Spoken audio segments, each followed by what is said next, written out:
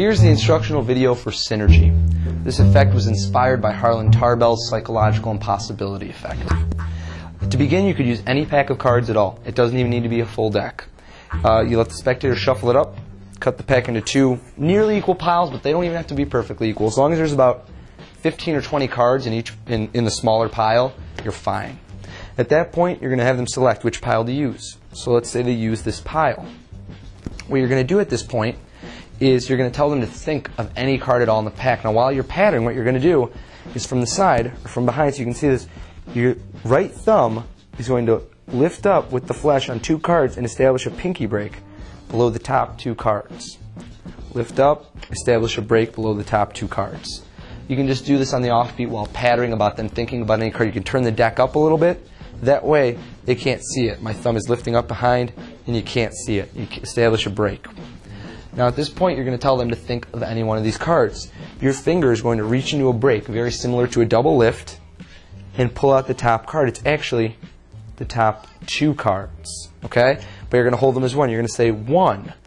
Now, you don't have to hold that for too long because they might not be perfectly aligned. So you're going to be counting one. You want to try and hold them as tight as possible at the inner right corner between your thumb, forefinger, middle finger, and ring finger, about. Just like so. Count 1, 2, 3. Now you just keep going, as many as you want. Now what I recommend doing is after the first one, count the second one on top of the first one and the third one right on top, so that it really masks any depth discrepancies, so that they can't ever notice that there aren't really 3 cards there, there's 4, and so on and so forth. You keep going, 5, 6, 7, 8, 9, 10. Right around 10 or 11, I like to say, have you thought of one yet?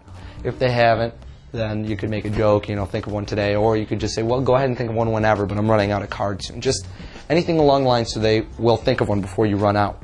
So let's say in this case they thought of what they believe to be the 4th card, the 2 of diamonds. Okay? You're going to have those down on the table. You're going to spread the other pile out, and you're going to have them touch any card at all that they'd like. It doesn't matter. Whatever card they take out, whatever card they pick, you put in your pocket. And I like to state the fact that obviously this can't be their card because they're only thinking of a card that's in this pile, but maybe it's similar. So you're starting up the portrayal of the trick. What the effect is that maybe, just maybe, by random they picked out a card that's similar to the one they're merely thinking of in their mind. So then you put it away. At this point you ask them, what position does your card lie at?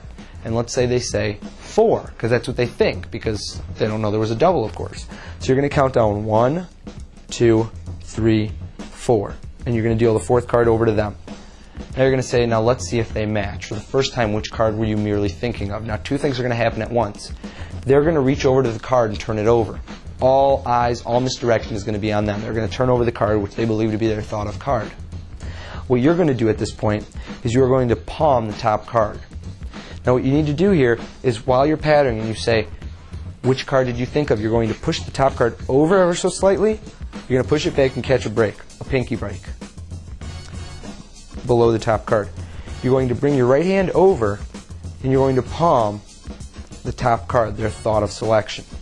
The way that works is using your middle and thumb, you're going to pivot the card up and to the right, ever so slightly, and your pinky at the right corner, as it's being pivoted, is going to push down, and it's going to pop the card right up. So from an exposed view from below, you can see that the card is going to pop right up into the palm. Okay? This is done under the cover of simply squaring the deck. And of course, all eyes are going to be on them as they turn over the card. That's when you execute the palm. At this point, they're going to turn it over and see that the card is gone. You can put the pack down and you can put your hands at your side with the palmed card. Palming cards shouldn't be as scary as you think. Even if you have small hands, even if the card doesn't fit fully in your hand, if your hand is turned sideways, it wouldn't matter if the card was sticking out like so, even though I wouldn't recommend doing that, because they can't see it. Your hands are here and they're in a natural relaxed position. Look, they both look the same, relaxed. At that point, you reach into your pocket, you pull out the palmed card, revealing that the card they placed in your pocket before the start was indeed that selected card, like a paradox. It's a real miracle. It's a very strong trick. You can do it anytime, anywhere. Give it the practice it deserves, learn the timing, learn the misdirection, and it almost appears like a thought of card just jumped into your pocket. That's synergy.